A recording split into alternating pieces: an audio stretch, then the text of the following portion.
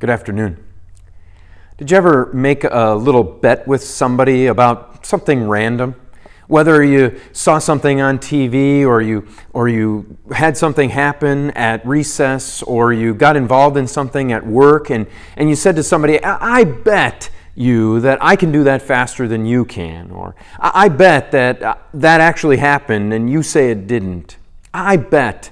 And then what happened is, to make it legitimate, to make it an actual bet, sometimes you'd call in somebody else who was around, somebody else who was there, and you say, you're going to be our witness. You're going to be the one that either tracks down the information so that you can tell us what the truth is, or you're going to be the one that says, yes, these two people made a bet, and when the knowledge is gained that decides who the winner is, you're going to be the witness that says you're the one that has to pay up to the other person.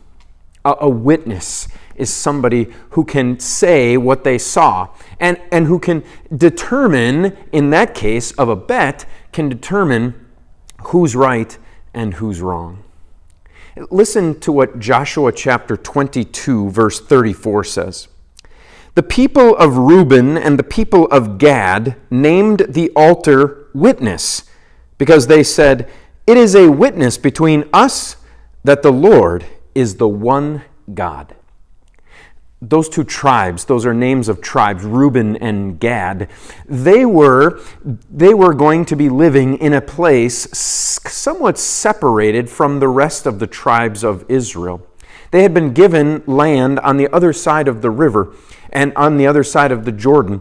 And there was some thought that if they lived separate than other people, their relatives, their family, their other tribes of the nation of Israel, that there would become a separation and that they would start to worship a different God.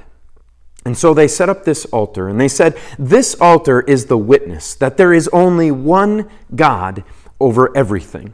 And He's the God over us, and He's the God over you, and that altar is the symbol that shows that there is a witness, that there is one God, and He is still going to be God over both of us. That God would set something up like that, so that both nations, so that both tribes could be able to look to it and say, yes, there is where we knew that there was one God, and that witness would be there to tell people that truth forever. Maybe you have some things in your life that you know to be true, and you have other people that think a little bit different, but you need something that can be a witness. You need something. You don't have an altar in the same way, but you do have the Word of God. You do have the Word of God to come back to say, this is a witness for you and for me and for everybody else, that there is one God. And the one God has ruling over all people. And He rules over your heart by faith. That the one God is the one who can be a witness for what He has done for you in Jesus Christ.